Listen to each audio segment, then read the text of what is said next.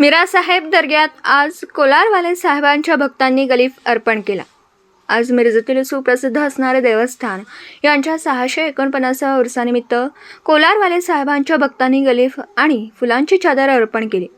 हा गलीफ दर्ग्यातील फकीर लोकांना घेऊन वाजत गाजत काढण्यात आला होता। तसेच गलीफनंतर दर्गा मैदानात लंगर म्हणजेच महाप्रसादाचं आयोजन केलं होतं। या महाप्रसादाचा लाभ सर्व हिंदू मुस्लिम भाविकांनी घेतला। तसेच कोलारवाले साहेबांच्या सर्व भक्तांनी सांगताना सांगितलं की दरवर्षी उर्साला असंच महाप्रसाद करत राहू, असे सर्व भक्तांनी यावेळी सांगितलं।